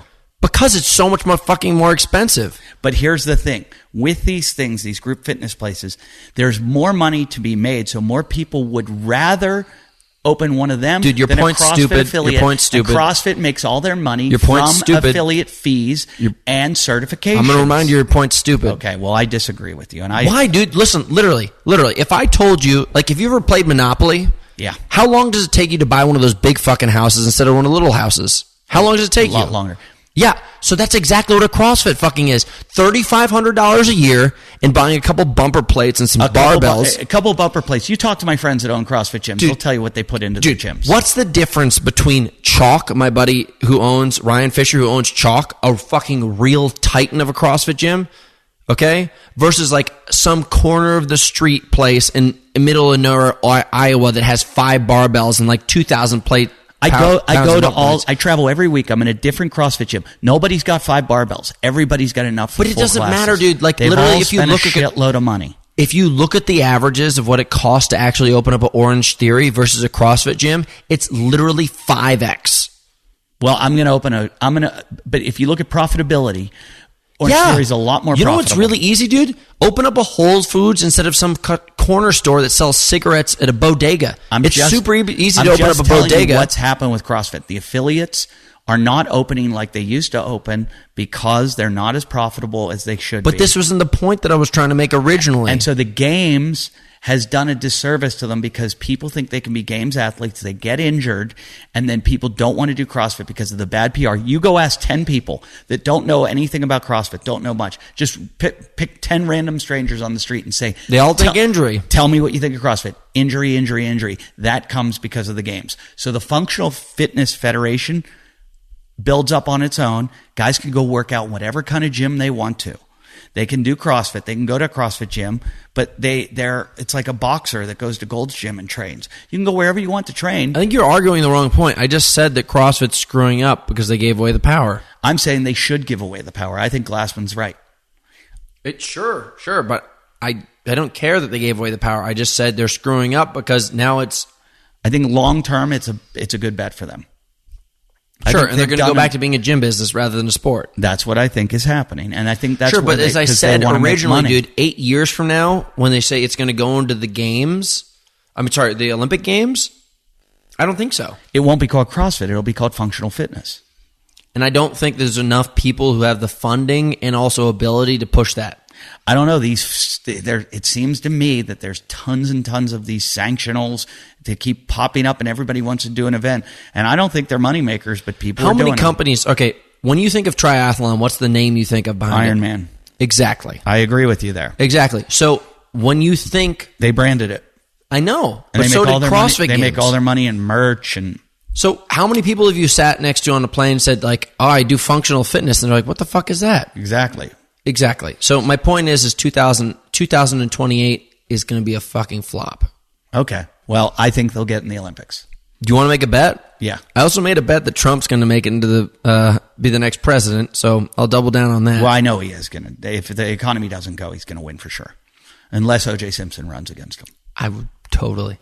I did a poll on Twitter. 71% of people said they'd vote for O.J. over Trump. Dude, that's the problem, though. Dude. If you know the thing is like Trump's name is mentioned so many times. That's what it is for part of America. Like if you know the name, you're like, well, I've seen that on TV. 98% of the time, the candidate with the most money wins because they can buy name recognition with advertising. Exactly. OJ, everybody knows that. OJ. Other 2% of the time, Trump didn't have more money than Hillary. Hillary had more money, but Trump's name recognition was so good and his entertainment value was so good that he was monopolizing the media coverage. So you get OJ in there against him? I just talked to my buddy who used to be my manager, Jon Stewart's manager, and I was texting with him today, and I said, the only person that I think could beat Trump is Jon Stewart, because Jon Stewart would just demolish him in the debates. Oh, God, it would be so brilliant. So fun to watch. He should work so hard just to get the, like the House, like basically represent Democratic or would he be Democratic or Republican? He'd be a Democrat. All he's got to do is pick like a really solid vice president, go like this. I'm running for president, run against Trump, demolish him in the debates, win, and then go, I'm stepping down. So the vice president moves right in. And Could you do that? Yeah, absolutely. I don't know. But I think it'd be hilarious. I would love to watch him debate Trump. What just happened? Oh, shoot. My friend, friend said that he went to a comedy show just recently in Denver, and Jon Stewart was there. No, sorry. Chappelle was there, and he did like a whole rant about how Jon Stewart should run for president. I think that's a common thing amongst comedians, that we all think he should, because we understand when Trump was running, we all looked at him like, these politicians can't handle him, but I can tell them how to handle him, because it's like dealing with a heckler. And the politicians had never experienced that before, because they deal with civil discourse. And we were like, this is not your normal politician. You need to handle him the way we'd handle a heckler. Now, Do you think he was trained or he had it? He's an idiot, but he just was like, I'm playing my own fucking game. But do you think he was trained? No, I don't. I think he just went into it. And because they had never been thrown that, like he would literally look at them and be like, you know, like when they would say wrong, yeah, sad. So if you put somebody who's an entertainer up against him, a clever entertainer like Bill Maher, Jon Stewart, any of them could make a fool. And not even Bill, because he would fluster Bill. John could get him, but Chappelle could get him. Anyone like that. Somebody wants to know, Michael Caldwell wants to know, would Crazy Bobby have done better than you? I think Crazy Bobby right now, if he wanted to, could train for the Masters and easily wreck them. I don't know if he'd win, but he'd do insanely well. I think he wouldn't. Bobby's smart enough to not do that damage to his body. No. Dude, I'm not going to lie. My body has never felt this bad, ever. I think I've just started to get away from feeling really painful, because I realize, like, it doesn't matter how good I want to get at this sport. There's just certain things I won't do on a regular basis. Like I was just doing handstand push-ups today. You cannot have 210 pounds have contact on top of the crown of your head. I've talked about that 7,000 times. If there's one move that I say they eliminate from CrossFit, if they're into health, they should get rid of that. Yeah. Olympic gymnasts, have you ever seen any athlete in any sport train with regularity handstand push-ups? No, it's a stupid move. James Fitzgerald said it. What's wrong? Dude, you're about to get... The boss is running the show. That's right. Boss running the show. Ain't that right, girl? She runs your freaking show. All right, you just hurt everybody that's listening. She runs your shit, dude. You do it again. I'm telling you, if you lit that puppy on fire. But Michael Caldwell also wants to know, is this the end of your CrossFit career, or do you plan on getting there through a traditional means in the future? I'm going to do the traditional means. Like, I can't guarantee that I'm going to make it. Like, one, do I know if I have the talent? Questionable. Two, like, within this next year, I think it would take me 2 years to be really, really well developed as this sport. But my point is, I think you have everything it takes. And I'm saying that from it takes commitment, and just, you have to go, this is all I'm going to do for a year, and I'm going to do it. But you'd have to say, I'm going to get into the games any way possible. If it's the Open, sanctionals. No, that's exactly. I told you I didn't want to do the Open before. I'm doing the Open now. And because the Open this year is not even about just the top 20 or a national champion. It also qualifies you now to make it to sanctionals. Like, the rules of the sport are changing every single day. It's ridiculous. So are you going to try to get into sanctionals in any way? For sure. Okay. I'm not going to be top 20 at the Open. I'm not going to be a national champion. I have to go through the sanctional approach. Gordon Wagner had one more good question. He wants to know what the maintenance is like on that sweet mullet. You know what's really confusing about my mullet is it grows so fast on top, dude. The back hasn't grown at all. Oh, it's the opposite with me. Dude, it's fucking nuts. When my mullet comes out, the top won't grow, and the back just Look at the top of my hair right now. It's a forest. I look like David Spade and what's that show? Joe Dirt? Joe Dirt. You wish. I do. Adrian Dutney. On day 4, did you do Crazy Bobby's boxer brief hotel calisthenics with Eddie and Bobby? I wish. I want to know what he was doing. Oh my God, I've never shared a bedroom with him. First time I ever hung out, like one of the first times I ever hung out with Bobby, like we just like worked out in the sun in the morning. I think I was sleeping in his teepee in the back, and then like we jumped in the pool and he got like naked in front of me like right away. Yeah, it's a little weird. Listen, I get naked very, very often. I just haven't been confronted by somebody else who gets naked very often, and I think it threw me off because I'll get naked in front of you right now, and I'm not afraid of it. My daughter's here. No, but you know what I'm trying to say. Like it was like, so was Bobby naked in front of you the entire time? Is my point. Bobby, I would wake up every morning. He'd be doing his exercises, and he would do this like, I don't know what it was. He had bands he was pulling out of his bags, and he was putting them onto the walls and running in place on the bed, and it was just so weird. He's a lunatic. He is a lunatic, but he believes in everything he does. Jeremy Schwartz wants to know. He says, "Give me a reason to hate the Buttery Brothers." Did they film you at all? They tried to film me. Those guys are fucking buttholes. Why? Well, listen. I don't really know them enough to really disrespect them, but here's my thought. I've known you for a long time. I know the guys from Morning Chalk Up. Like, Justin's awesome. I've known Armin for a while. Listen, they're the paparazzi of CrossFit. They fucking were just running around and stuffing cameras in people's face. At the Granite Games, I know there's Marston and there's another one. What the fuck's the name of the other one? Starts with an H. Starts with an H. He's the Mormon guy. He's a butthole.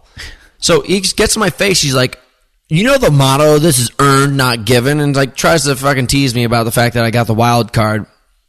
I'm like, okay. And he's got the camera in my face. Herbert Cannon. Herbert Cannon. Suck a dick.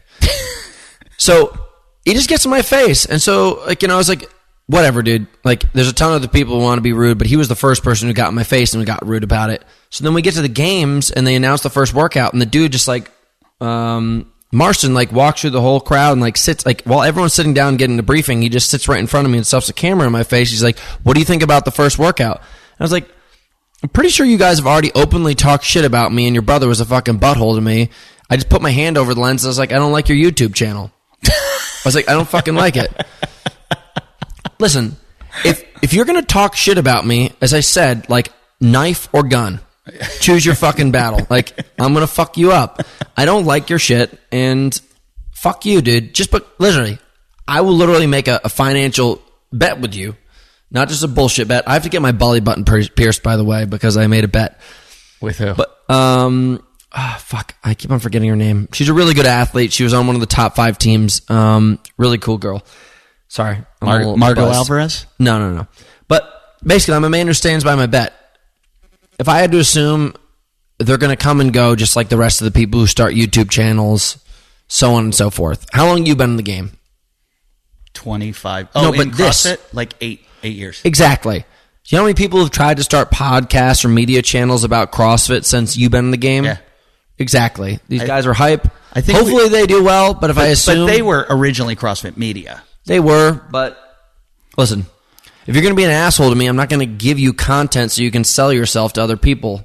They are going to be I think I read that they're going to make the movie. You know, they made the one about Froning that was very popular on Netflix. They're going to make the new Fittest on Earth thing. Yeah, they're making the new one, so maybe you'll be a part of it, putting your hand over the camera. That'll be great. I'm assuming I will be. They like publicly made some kind of post about me, which I... Oh, they did? I didn't know this. Well, I didn't view it because I'm not going to give them an extra view because they're buttholes. Yeah, that's your reason you can hate them. Yeah, well, look, I don't know them at all. I once was supposed to connect with the one guy, and it didn't happen, and I have nothing... I don't watch their things because I just don't know where they are, but I don't have anything bad to say about them. Or I've got nothing bad to say about them. Or you know me, I would. Yeah, what exactly. I'm saying is I don't know them well enough to comment. I had nothing bad to say about them until they got in my face 2 times in a row. Yeah, well, I think it sounds to me like they're just trying to start shit to make content. But that's my point. Well, you do the same thing, so... What do I start shit on and make content? You make content by talking shit. Yeah, but with my people I'm competing against, I'm not some goddamn paparazzi Well, you fighter. can't make the rules. I don't make the rules. I don't give a shit, but Right. that's why I'm giving them fire back. Somebody just said, Justin Mariano wants to know if there were any good shit-talking stories out on the field. No. You didn't call anyone a pussy or anything? Didn't really have time to. I messed with the Latvian champ a bunch and a bunch of other people. Why'd you mess with the Latvian champ? It's pretty funny. When I first got to the athlete dinner, the Latvian champ was standing next to me. And he's a pretty small guy, and I'm like, what's your name? I mean, he's like Ulis, and I was like, where are you from? He's like Latvia. I'm like, oh, you're the Latvian champ. And I'm like talking to people. I'm like, look, the Latvian champ. And like at first I was like, fucking pussy, he's gonna die. And then all of a sudden I find out he took 7th in the Open, and he like came like 5th at the Dubai Championships. And I was like, wow. I was like, holy shit, the Latvian champ's a beast. Did you see the Vietnamese guy that's like 5'4"? Yeah, I was hanging out with him too. He was one of those nicer people, and I was like, he knows he's he's chum in the water of sharks. He was 5'4". I know, dude. But the thing is like, but so is Noah. I was like, yeah, but Noah's like 5'4" and 200 pounds of muscle. Yeah, he's Noah, a beast. He is a beast. But like, there's no shit talking. None? No, not really, dude. To be totally honest, like, I had a fucking blast. Everyone was so down. Scott Rippey pretty much asks the same questions. Scott who? Scott Rippey. What a cool name. Scott McGee? No, it's Rippey, Rippey. Yeah. He said, how did other CrossFit athletes, media treat you overall? I saw some snippets that made me think there were a few snobs out there who didn't treat you as they should, some elitist attitudes, and by people that seem super fun and would probably actually get along with you very well if they got over their butt hurt. Don't need to name names. Just would love to hear more about what really happened out there. I can answer that in that because of the position I'm in, I get to hear a lot of people. And I would say there are people that are two-faced. There are people that I saw that were very like, hey, congratulations, welcome to the games, and then would talk shit behind your back. And I think there were a lot of people that were happy, like in the games, like games athletes that were happy that you got knocked out. And I even heard from someone at CrossFit HQ, or not HQ, but CrossFit, like kind of in the media, that he was pulling for you, and a lot of people gave him shit for it. Like he was, and I think it's, it's pretty small of them when they should be very open to it and be like, what the fuck? Like, it's like Muggsy Bogues. Whoa, and I don't want to get into it. He qualified, blah, blah, blah. It's just, it made it more interesting. I thought it was great. I didn't think they were giving you any coverage either, which I was like, come on, everybody wants to know if he's going to qualify. Put the camera right on him. This is the only one. We all know Matt Fraser's going to do well. We all know, these top 10 guys. Let's see the first event. Let's see if Hunter gets knocked out.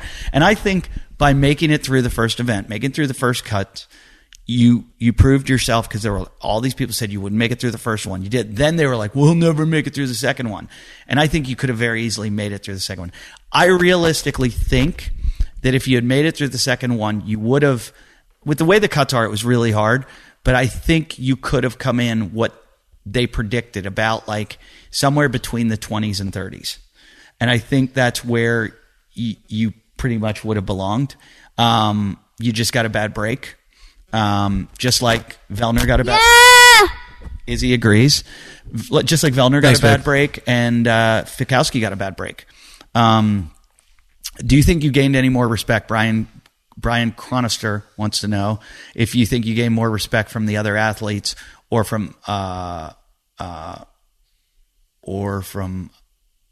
the other athletes, or neither. Like, did you get respect from them, or did you respect them more?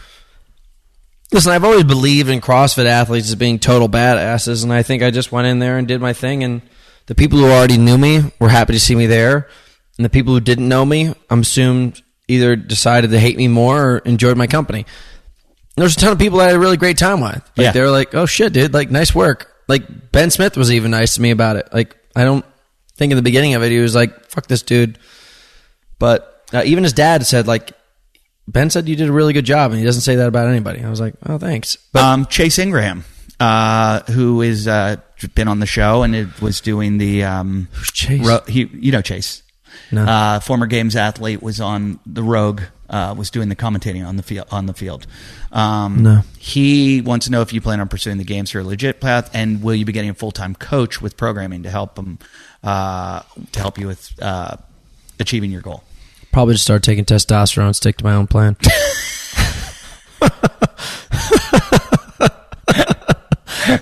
Going to the games, baby. Well, let's see. I mean, that is a question. Like, let's say you started juicing right now. You're not going to get... So many people suggested I do it when I first started getting lessons. Let's just say you just start juicing right now. You juice all the way up through... I think they can start testing you once you sign up for the Open. I don't know the rules, man. I don't either, but They P-tested me once. I should have been lit on, like, methamphetamines while I was doing the workouts because I would have punched through that turf so hard. Did you? Oh, you did get P-tested once? No, when I was at Granite Games. But you never got tested at the games? No. They're crazy to not test you because it'd be so great for them to bust you. Yeah, but I think they tried to bust me once already, and then I posted a video about them drug testing me. Oh, I remember that. Yeah, so like they're all like, this guy's not going to take drugs. Yeah. He's just making us look like an asshole for drug testing him. Tyler Ranft feels like, he said, honestly, this is the fault of Dr. Jason for not giving you a Theragun. He's like, if you had a Theragun, you probably would have gotten first. Totally. Matthew Newell. Oh, I see this. What's up with him and the Buttery Brothers? I guess I didn't watch their thing. They made something about it. Like, why the fuck? Gonna go dude, back I and got watch it. so many messages about people just like giving me hate. People love the Buttery Bros. And people love to hate me. So it's just kind of hand in hand. It was 1 + 1 = 2. Russ and Wendy Hartzell. It's Dope nice. They've name, got their dude. own. It's a It's a co-page? Yeah, That's awful. That's how that dude stays out of trouble. Yeah. They want to know what you do differently if you qualify next year. Well, I think probably the thing that I've learned the most from is like the people who were in the top 10 competed very frequently. Not only have they been competing for years on end, but they competed very frequently in the current year. I didn't do any of that. I'm just going to start doing lots of local competitions, and I'm going to get like the best athletes. Matt Fraser competes against Tia Claire Toomey every single day. Jacob Hepner has Andrew and his buddy Jake. Those guys are getting after it. Noah Olson's part of Training Think Tank, and he's competing against all the guys on that team, and he's traveling to compete with them regularly. So who do you have in Southern California? There's no one left anymore. Dude, there's fucking nobody. If I had to guess, I'm probably going to go to the East Coast a lot, to the Southern East Coast. Like, friends with Noah, I'd love to work with him more often. Probably go down to Invictus because it's right down the road and try to do whatever I can there. Invictus a lot. And Ryan's kind of out because of his knees. Yeah, Ryan can't do much other than, like, Ryan can fucking, like, little wads. Ryan took second to Matt Fraser in the thruster chest-to-bar pull-up workout. In the Open. Yeah. Yeah, yeah. Like, he can still get the fuck after it. I just think he's messing with danger with that knee. 100%. Like, he's got to fucking stop, but he's shredded, and he wants to stay shredded forever, and if he keeps on making money the way he does, he probably could just buy a whole new robotic body. Garth Willoughby wants to know... yeah, Garth Willoughby. He wants to know if you were disappointed you didn't get to do the later WODs. Like, were you looking at some of those like, this is right in my wheelhouse? I mean, listen, here's the thing. I fucking would have loved to. Which one? Ruck would be... Yeah, the ruck would have been a piece of cake. It would have been a blast. Yeah. That's all I've done for years. Did you look at the time and say to yourself, I could have... Where would you have placed? Like 5 minutes. You think you would beat him by 5 minutes? Dude, I think about it, dude. Like, I think the guys like finished in like 26 minutes, Uh-huh. and they only 27. ran. What's that? I think it was 27, and it was like 3.7 miles. 3.7 miles, dude. It's like it's not that crazy. No, they were faster. They were like 20. Wait, they were like 24 minutes or something. No, it's not even close. I'll look it up. You're wrong. Is my point. They were running like 6-minute miles. No. Yeah, I think so. The winners. Well, let's look at it. Look it up right now. We'll look it up. All right. I'll look it up. Will you? You know how to use an iPhone. Yeah, it's just weird. It's not my phone. Okay, CrossFit Games. I'm looking at your favorites right now. What's that? X videos, YouPorn, Pornhub. Very clever. That's kind of. Those are some basic ones. You got to get into it, Dude, what is it called? efuck.com is the best All website. right, again, she might be able to hear you through these headphones. Okay, CrossFit Games, and we're looking at 2019. Let's just go CrossFit Games. I gotta say, I love the CrossFit Games, and I think they do a really good job. But I think, okay, here it is. Featured, clean feed. It's hard to navigate. There it is. Games, leaderboard, workouts. Okay, leaderboard. We want to find out filters. You gotta go to the workout. Go to the workout. Yeah. Games. No, there it is. It's right there. Let's filters. Men overall. Okay, we're looking at Workouts. first cut, second ruck. Okay, done. Okay, here it is. I think it was 4K. Lucas Hogberg won it in where is it? The ruck he did in 24:59. So How many? What was the distance? So it was like 24:01. 24 minutes he did it in. It was 3.7. Really? Yeah.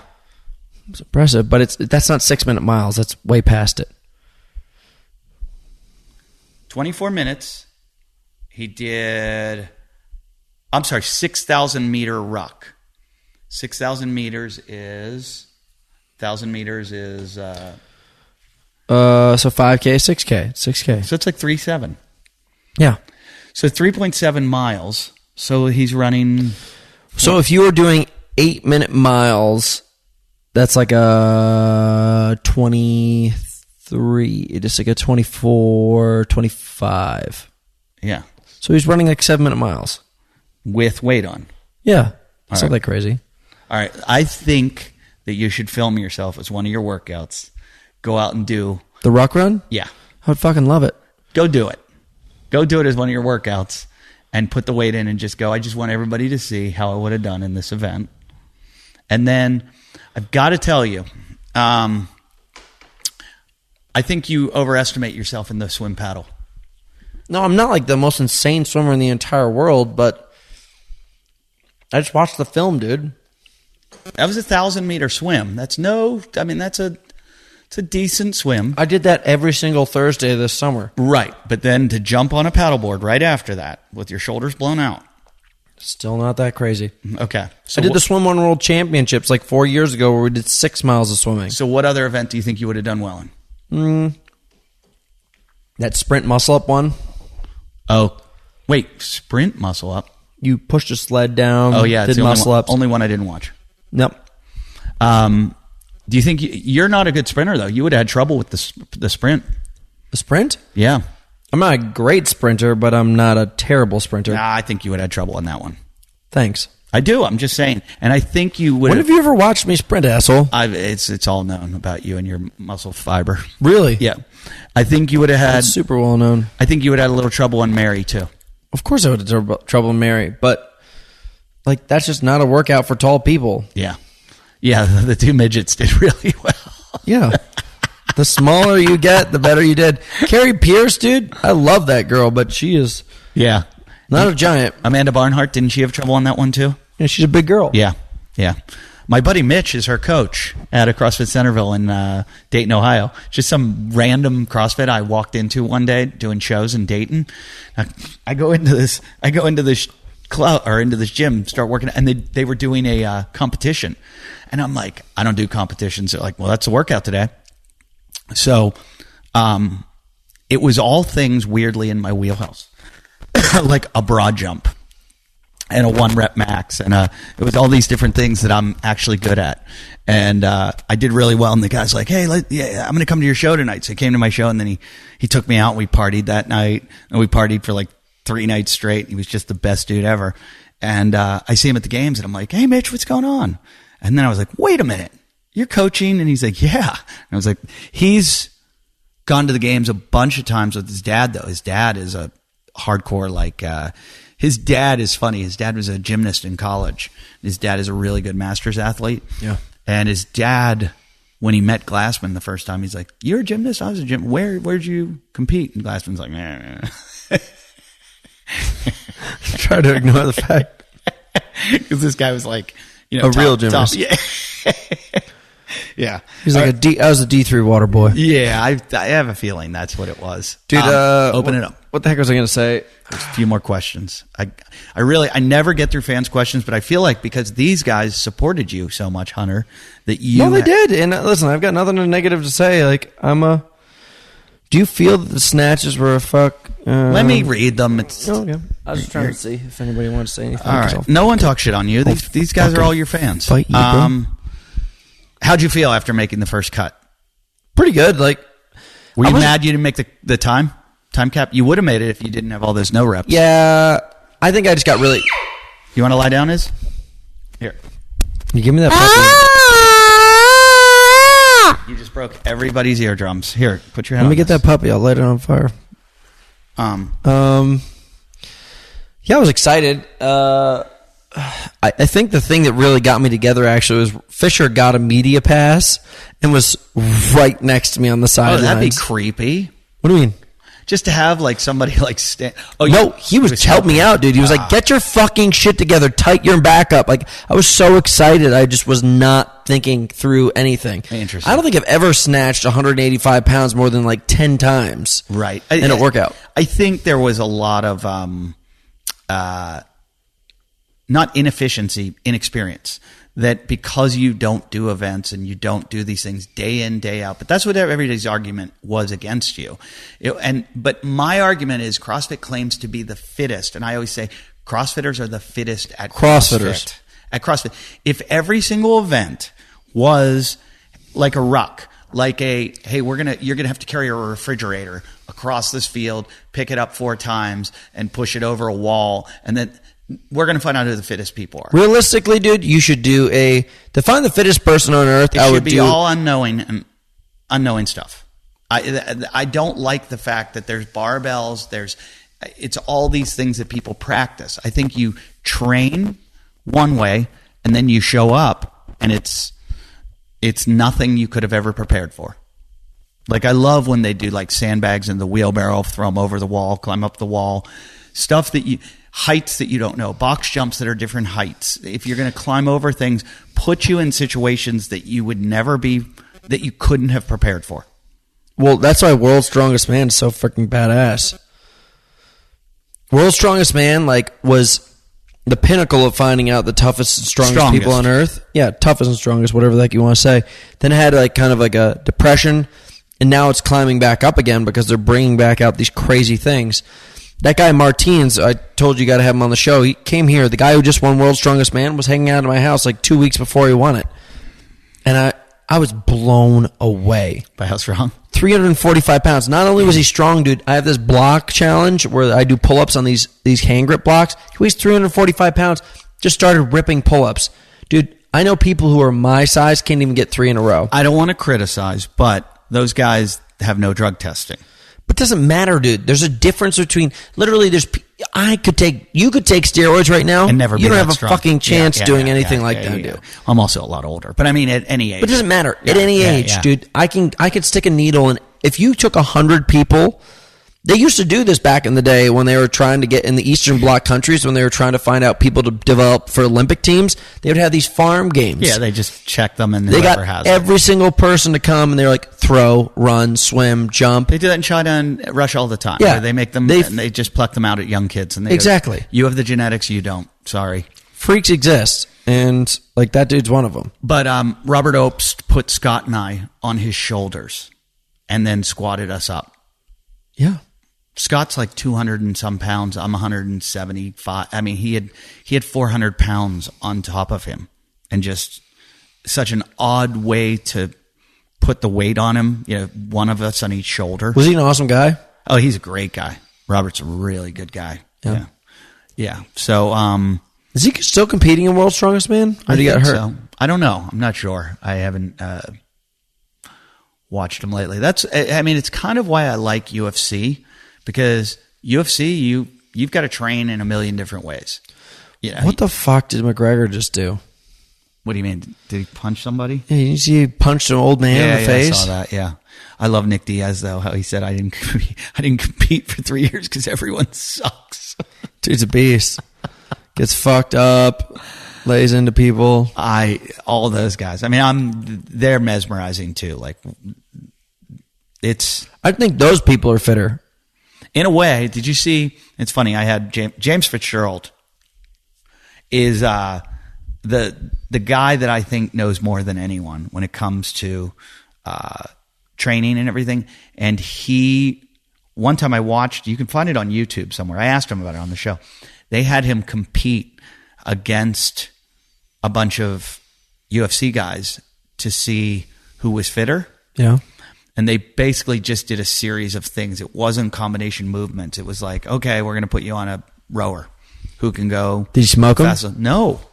He actually got beat by a few of them. And I was surprised by that, because I was like, here's the fittest guy in the world. It was a couple years after he won. And some of these UFC fighters were more well-conditioned or fitter than him. Well, that's the thing, dude. Like, CrossFit is just as specialized as golf in some kind of ways. It really is. You know what I mean? Like, it's just such a narrow scope of training. Who the fuck do you know who does aggressive amounts of ring muscle ups or handstand push-ups or walking on your fucking hands into box jumps, into dumbbell snatches and stuff? Like, it's super random. But that's what they're trying to do, I think, is when they add stuff and keep adding stuff and keep adding stuff, these guys are able to add these things pretty quickly. Sure. Yeah. If you're a top level guy and you've got all these things over all these domains, and they go, hey, we're going to be kayaking now. All of a sudden, you got to get good at kayak. Like, CrossFitters know, you better get good at paddleboard, because they throw it in almost every games. Oh, you better get good at swimming, but they really haven't. Swimming, no. It's hard to watch them swim. It's impressive to think. But the things you watch increase every single year. I thought about this. Like, if I really want to get good at this, dude, I almost have to stop doing the things that made me the fittest person in my own domain to become fit at their domain. You just have to be good at weightlifting and gymnastics. Well, I watched this year, I thought, because Glassman had some say in the programming, that I went, oh, this is the first time where we're going to see somebody who's more of a gymnast oriented than somebody that's an Olympic weightlifter. Everybody kept going, where are the barbells? Where are the barbells? Where are the barbells?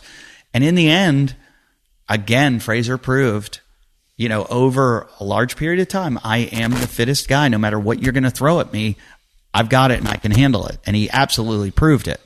But barbells and gymnastics. But I think it started out the first couple of days more gymnastic than ever. And then finally they got into the bar, when they got the heavy clean. Where do you think you would have ended with the heavy clean? The beginning? I would have fucking nailed maybe the first bar. Yeah, that would have sucked. I don't give a shit. 315? Was that the first one? That would have killed me. They start with 315? It would have taken every ounce of my muscle to get that bar up. I've never hit it. Oh, what's your best? 295. Oh. You think you might have done it just because out of the pressure? Just another 20 pounds. That's a lot. That's a lot. There's also a lot of people there. But CrossFit is an incremental thing. Like, people get better incrementally. Yeah. And that's why it was funny. I talked to Sean Sweeney about that. I said, how do you think you're going to do in the games. And he said, and this is before the cuts thing, he said, well, I know I'll probably move up a couple spots. I was like, what do you mean? Like, you're not going to win it? And he was like, well, CrossFit is an incremental thing. Like, you know how much you can get better in a year, like how much your weights can get up. So if all of yours go up this much and all of somebody else's go, you're still going to finish. And it's a good point. But the top guys are barely moving the needle. What do you mean? I don't think somebody like Frazier or Froning. Shit, yeah, dude. What's wrong? Do you want to go home? The boss just came home. Are you done? No. Oh, okay. She runs your shit. She is. You're so lucky you just had a son, dude. I know. You had a house of all women who just ran your shit. Two female dogs. Wife, daughter. Can we talk about the incident? No, not yet. I'm almost out of the woods. Recently, today, meaning, my friend just called me and said, hey, listen, we're deciding the godfather for my new son who's about to be born. And he offered it to you? Yeah. Wow. And that's because somebody understands how good of a guy I am. And I've been friends with you actually even longer than I've been friends with him. The fact that I don't even get the consideration it crushes me. Sorry about that. Who the hell would you even give it to? One of these alcoholic comedian friends of yours, or Bobby? Yeah. Really? Mariel's her godmother. You were literally, it's like just like throwing pennies into a sewer drain. Wow. Yeah. They're all they've done for you.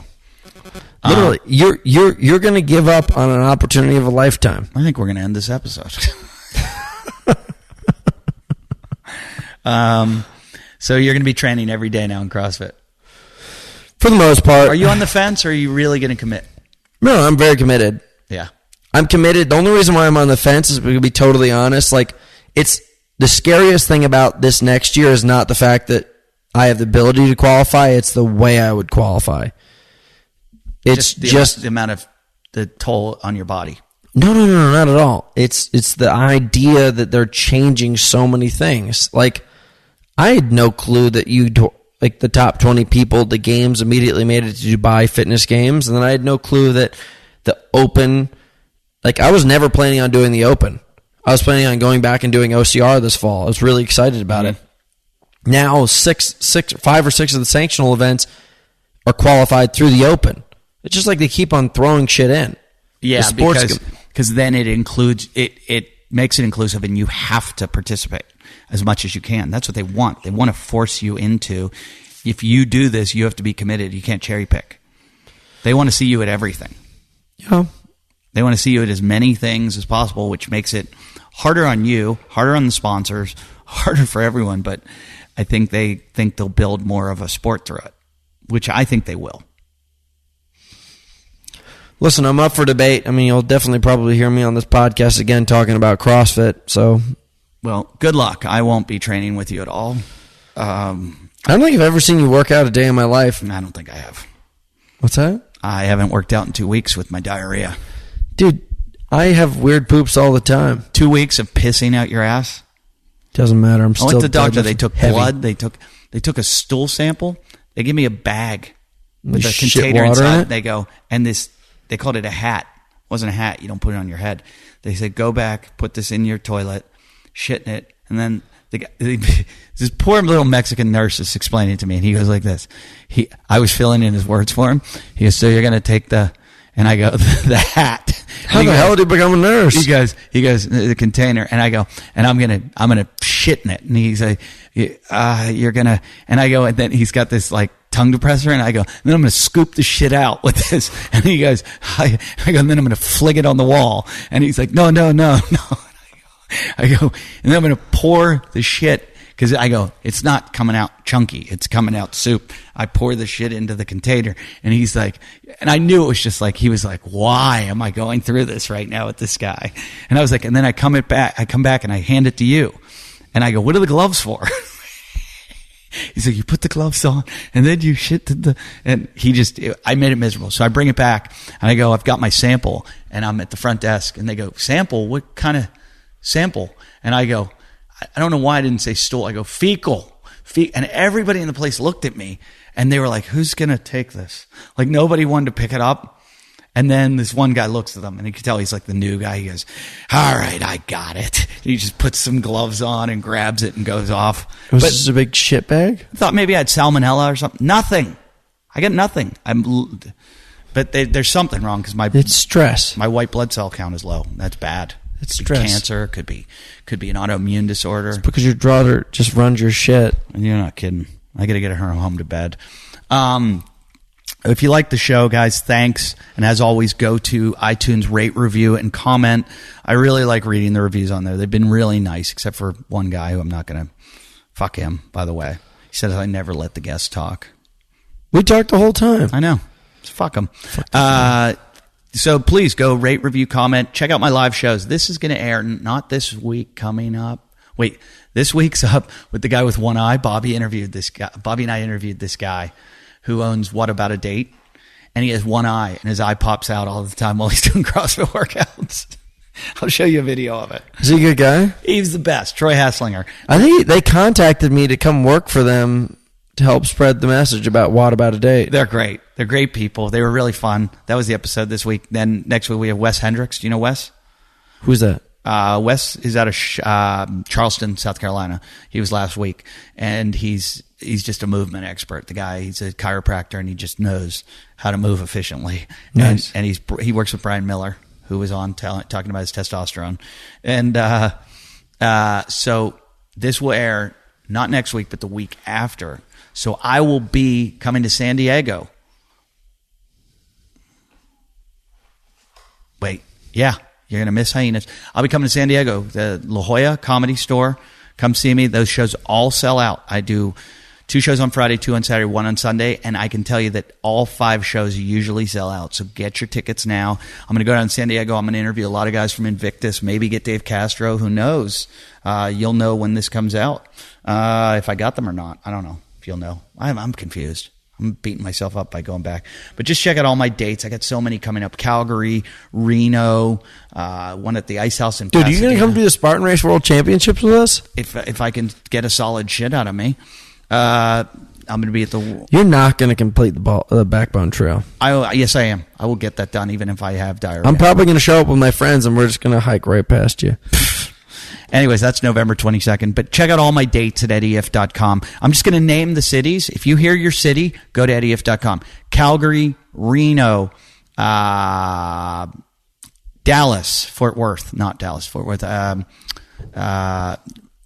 Fort Myers, Naples, New York City. When are you in New York? Pasadena, New York in October. And so check them all out. eddyf.com, La Jolla, San Diego. You find me, come see me. Boston's coming up. What else is coming up? Arizona, Scottsdale, Arizona. Just check out eddyf.com. Thanks for listening. Hunter, where can they find you? Yeah, Hunt the Sheriff, baby. Hunt the Sheriff on Instagram. Follow him. He's a whore. Congratulations, Hunter, on your one event qualification at the CrossFit Games.